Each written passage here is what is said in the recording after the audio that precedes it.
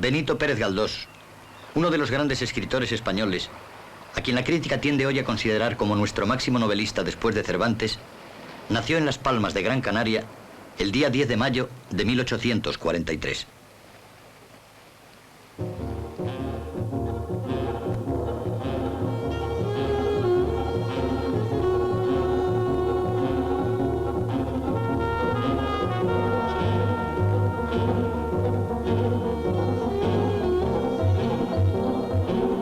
Su abuelo, don Domingo Galdós, llegó a Las Palmas desde la península, desde Azpeitia, como secretario del Santo Oficio.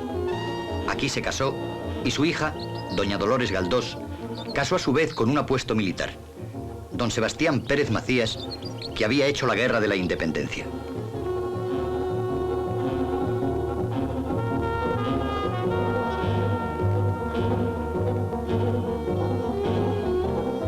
Tuvieron una nutrida descendencia y el menor de sus hijos se llamó Benito Pérez Galdós. En sus Memorias de un desmemoriado, Galdós da poca importancia a sus primeros años.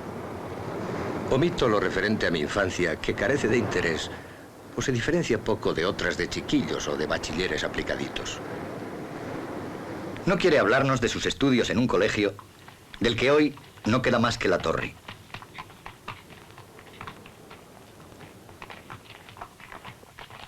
De sus paseos por el barrio de Vegueta.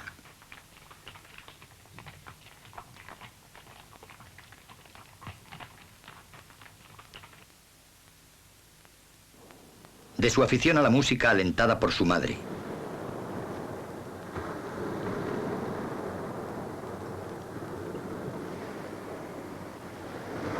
De su pasión por el mar o por las cumbres de su tierra.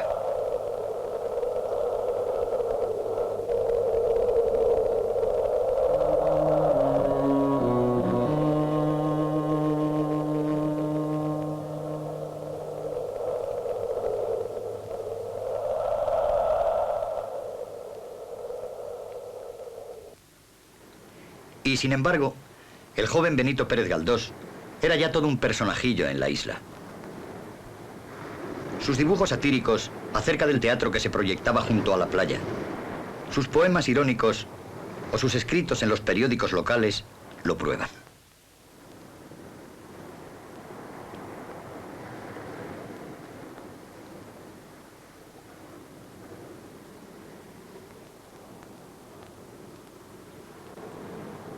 Pero su voz no acababa de vibrar en el silencio de las islas, y un buen día, aprovechando que habían cerrado la Universidad de La Laguna, consiguió que sus padres le mandaran a Madrid para terminar su interrumpida carrera de Derecho.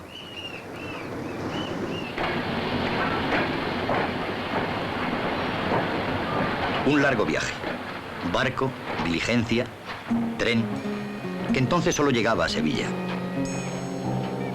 Madrid.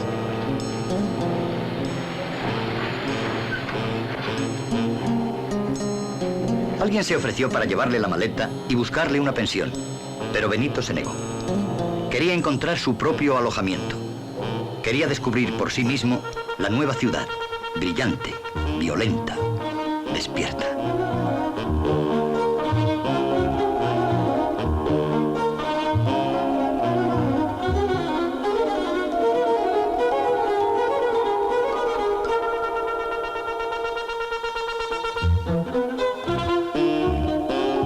Respiró hondo, seguro de haber llegado, de verdad, al final de su viaje. Y Madrid se abrió ante él, también sin reservas, como si aquellos tejados y aquellas agujas hubiesen reconocido en él a su hijo predilecto, largamente esperado.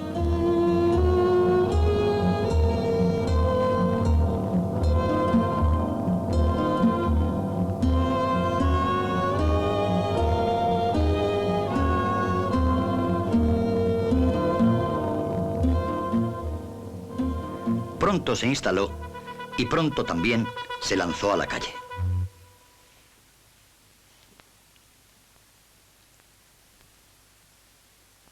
Entré en la universidad a estudiar Derecho, donde me distinguí por los frecuentes novillos que hacía, escapándome de las cátedras y ganduleando por las calles, plazas y callejas, gozando en observar la vida bulliciosa de esta ingente y abigarrada capital. Mientras callejeaba, su sensibilidad iba archivando tipos, gestos, escenas, lugares.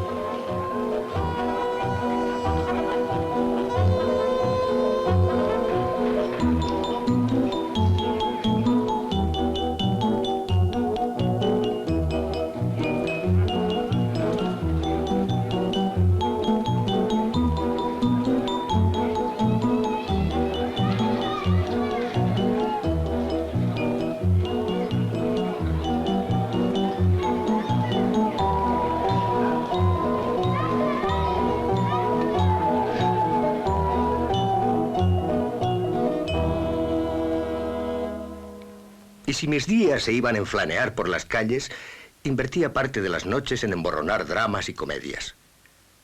Frecuentaba los teatros y un café de la Puerta del Sol, donde se reunía a buen golpe de mis paisanos. En aquella tertulia conoció a Fernando León y Castillo, también canario, de Telde, que luego sería embajador de España en París, quien le introdujo en los ambientes políticos. Y más tarde, en una de aquellas reuniones celebrada en el desaparecido restaurante del Retiro, Benito fue presentado a Pascual Madoz, Alberto Aguilera, Manuel Becerra. Todos congeniaron pronto con el inquieto Galdós, y el día en que Castelar provocó una crisis nacional, asistieron juntos a los llamados sucesos de la noche de San Daniel.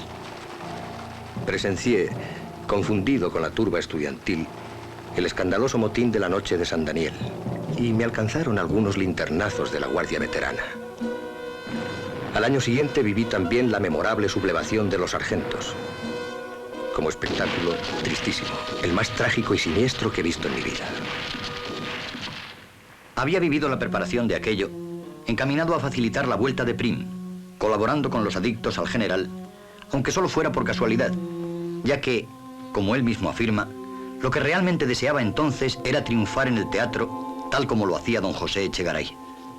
Creía yo que mis ensayos dramáticos traerían otra revolución en la esfera literaria, presunción muy natural en los cerebros jóvenes de aquella y esta generación.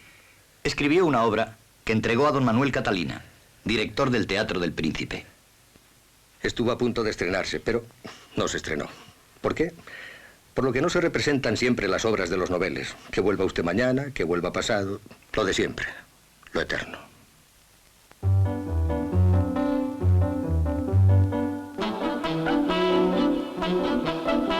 Había terminado su carrera y viajó a París como todos los jóvenes intelectuales del mundo. Allí callejeó como siempre, incansablemente, buscando rostros, lugares, libros.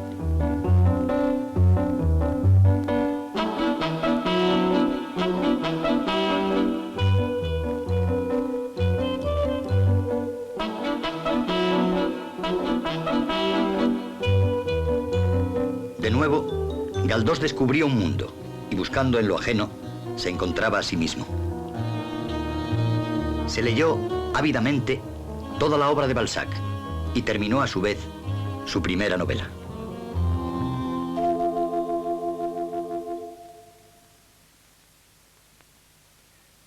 Prim estaba ya en el poder y se acordaba de los amigos. Apoyó a Galdós y el joven novelista volvió al periodismo, esta vez para ser cronista en las Cortes.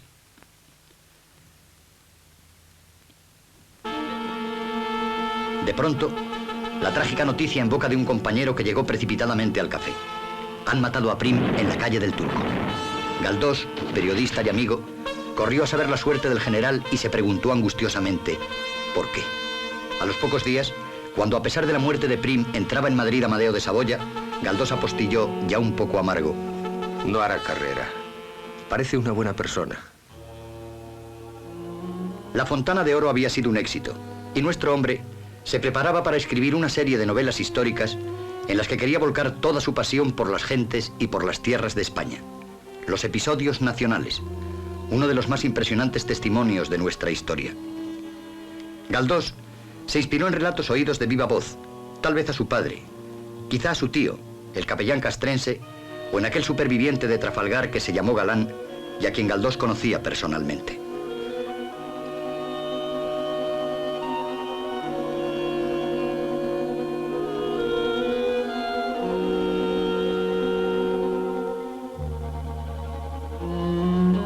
Hallábame yo por aquel entonces en la plenitud de mi fiebre novelesca. Desde mi aislamiento sentía el rumor entusiasta de los acontecimientos que se sucedían en mi patria. Mientras Galdós escribía episodios y novelas, en España se proclamaba la Primera República. Era derribada la República.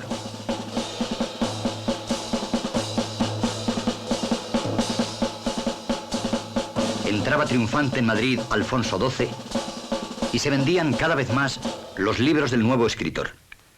Galdós ya no era un desconocido, era ya don Benito Pérez Galdós. Como si el silencioso volcán canario hubiese entrado en erupción, asombrando a propios y extraños, Galdós rompió con el amaneramiento romántico e irrumpió en el mundo de las letras con un realismo pujante, apasionado y también irónico.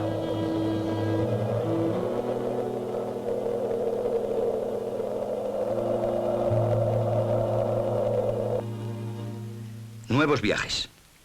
Inglaterra, Dinamarca, Alemania, Francia, Italia. Intensamente, pero con prisa, como deseando volver a su Madrid, a sus gentes, a sí mismo.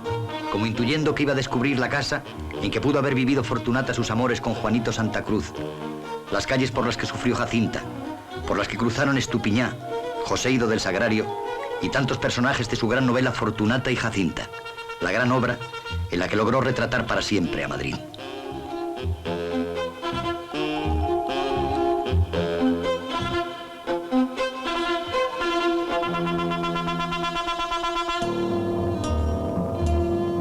Sus amigos le hicieron diputado a Cortes, y al morir Alfonso XII... Tuve la satisfacción de ser incluido en la comisión que asistió a Palacio al acto de presentación del recién nacido Alfonso XIII. Porque Galdós era ya un personaje importante incluso en las Cortes, donde conoció a Maura, a Camazo, Cánovas, Canalejas. Empezó a vivir de cerca la historia política de España, a conocer nuevas gentes, a experimentar imperiosas inquietudes colectivas, a sentir amarguras que endulzaba socarronamente con el clásico azucarillo, tan de moda entre los diputados de entonces. Y escribía sin cesar. Cada año, 2, 3 tomos suyos aparecían en el mercado. Preparaba otra gran novela, Ángel Guerra, y marchó a Toledo tratando de conocer mejor a su personaje, de encontrarlo por las calles toledanas. Toledo fue una nueva pasión para el espíritu abierto de Galdós. Sus calles, sus gentes.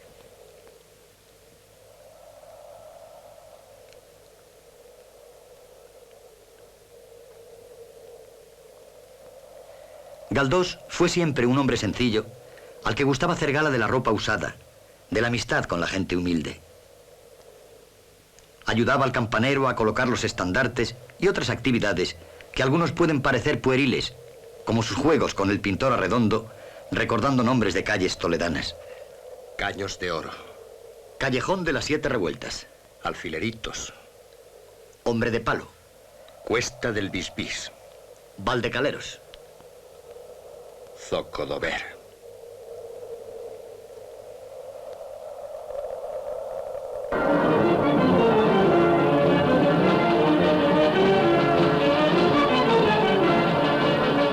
¿Y Ángel Guerra?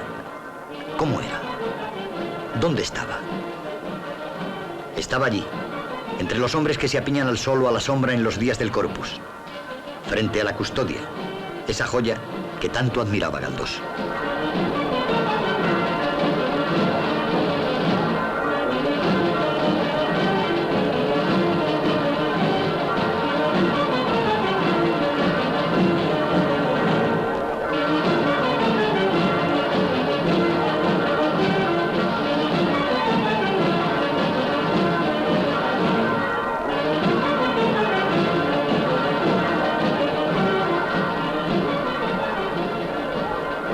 Ángel Guerra, el hombre feo nacido de padres hermosos, encerrado en sí mismo.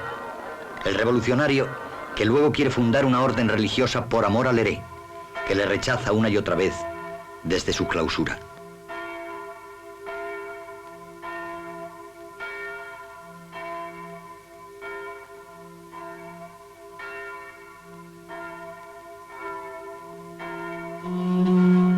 Ángel Guerra. Ya su nombre contradictorio le define, como define en buena manera Galdós, que inauguró con esta obra la serie de novelas llamadas por él contemporáneas, tan pobladas de locos, reformadores, visionarios de estirpe quijotesca y turbulenta.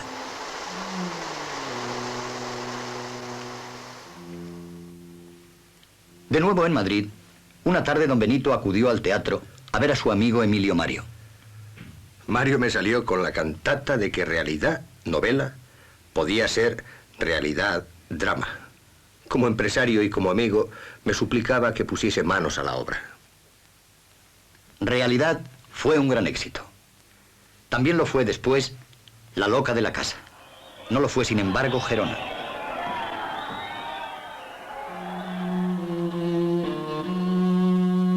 La crítica fue dura y Galdós prometió no volver a escribir más para el teatro, marchando a su finca de Santander.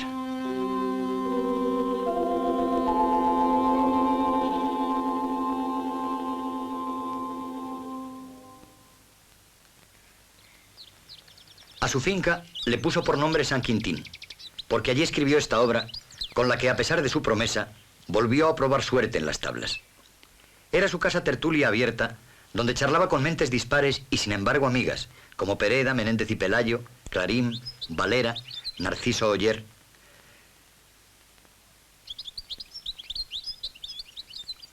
A los árboles de su jardín les dio también nombres de obras suyas: Doña Perfecta, Miau, Ángel Guerra. Aquí, en este banco, pensó y maduró nuevas obras, siempre incansable.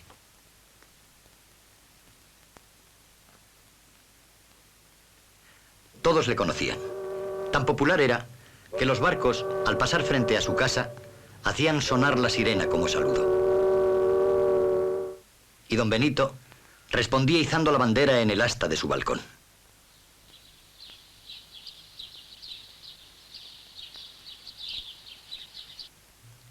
También llegó, como era lógico, el reconocimiento oficial e ingresó en la Real Academia de la Lengua. Su discurso versó sobre la sociedad presente como materia novelable. Tuve la suerte y el honor de que se encargara de contestarme el insigne don Marcelino Menéndez y Pelayo. 2 semanas después ingresó el gran escritor José María de Pereda. Mi amistad, estrechísima, me movió a reclamar la honra de contestarle. Honores. Sin embargo, no todo iba como él hubiese deseado. Tengo más de 50 obras publicadas. Los episodios se venden como el pan en España y en toda la América española. Y sin embargo, yo no logro tener una peseta. ¿Qué pasa aquí? A su editor de la calle de Pozas le puso un pleito, siendo su abogado don Antonio Maura. Quedó Galdós dueño de sus obras y fundó su propia editorial. Pero el negocio no era tan próspero como él creyó, y el dinero se iba. Y don Benito, a sus 55 años, empezó de nuevo a escribir para levantar la empresa. Así surgieron las nuevas series de los episodios nacionales. Así surgió Electra, cuyo estreno en el español fue una verdadera apoteosis en el centro de un enrarecido ambiente. Aquella noche, por la calle del Príncipe abajo, hasta la editorial de Hortaleza, le acompañaron más de 5.000 personas vitoreándole. Se cuenta que un entusiasta fatigado gritaba: «¡Que viva Galdós, sí! ¡Pero que viva más cerca, demonio!».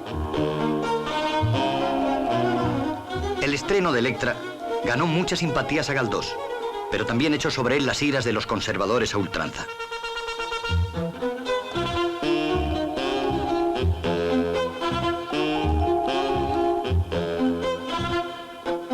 No hubo ya actriz famosa que no interpretara a Galdós, aquel hombre laborioso e indolente que sabía hacer de la lentitud y la tenacidad un arte perfectamente enraizado en su origen canario.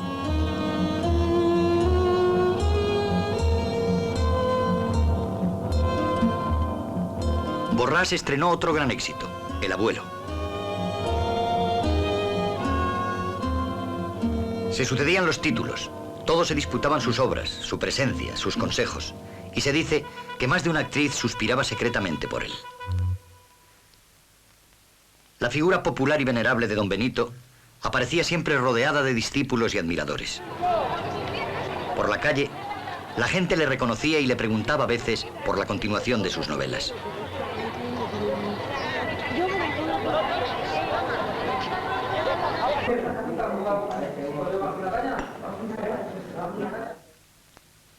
Siguió escribiendo y dedicándose activamente a la política.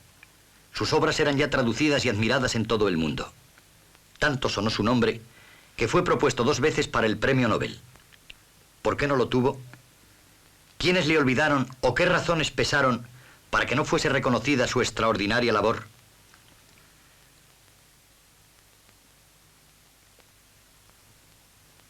Pero Galdós, firme, seguía creando, levantando la voz frente a la descomposición y el derrotismo.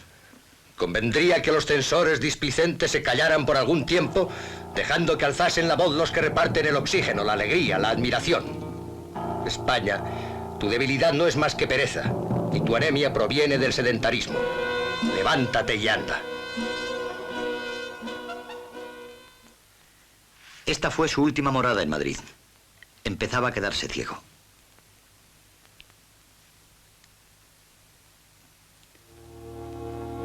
Junto a estos objetos, el doctor Márquez le operó de cataratas, aunque con escaso éxito. Nueva operación, nuevo fracaso. Ya no podía escribir y dictaba sus últimas obras a su secretario, don Pablo Núguez.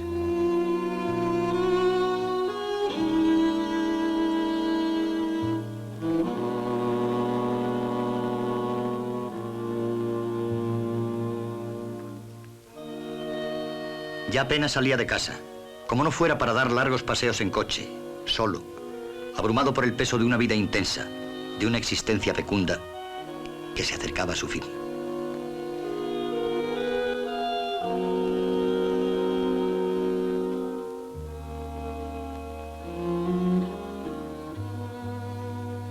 Victorio Macho levantó un monumento a don Benito en el Retiro.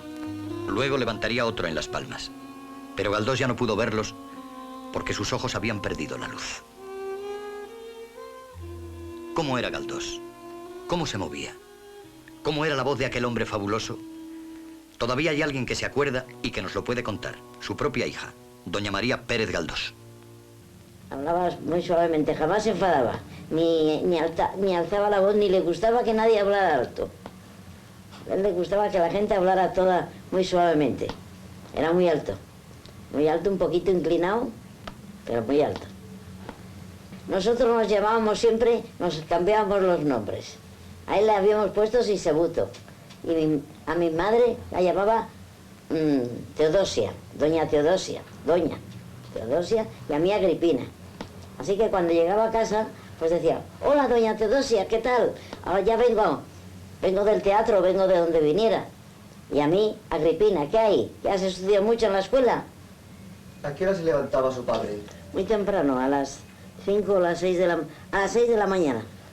Desayunaba y después se ponía a escribir, ya estaba escribiendo toda la mañana. La mayor parte de las obras suyas las escribió en San Quintín, en Santander. Llevaba ya varios días que se encontraba agotado, pero yo le decía, ya verás cómo pasa, si es que claro, has hablado mucho y te has movido mucho en la cama, y claro, pues te agotas un poquito, pero verás cómo ahora te suben la cenas y verás cómo te vuelves y te pones a dormir. Y ya verás que bien, en cuanto recuperas, mañana por la mañana ya estás muy bien. Y ya, pues, él llegó y dice, mira, yo ya no te quiero más. No, hoy no me encuentro yo así muy bien, no quiero tomar más. Dormiré mejor si no tomo más. Y entonces le recostamos en la cama otra vez y la muchacha se llevó lo que había dejado. Y él se puso así quieto, sin decir nada ni nada. Y de pronto dio un grito, y dijimos, se conoce que sintió él alguna cosa y había muerto. En ese momento llegaba Fuentes, que venía del teatro, de la función, y fue el primero que llegó. Luego empezó a llegar todo el mundo y ya le llamamos a la funeraria y nada más.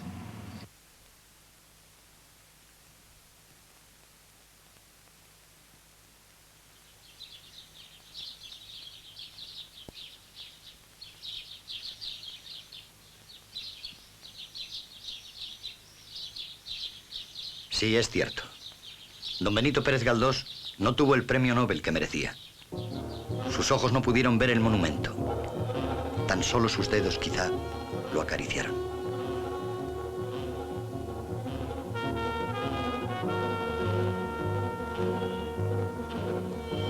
Pero él sabía que sus personajes, y con ellos él mismo, seguirían viviendo una y mil veces en los libros, en la mente de cada nuevo lector.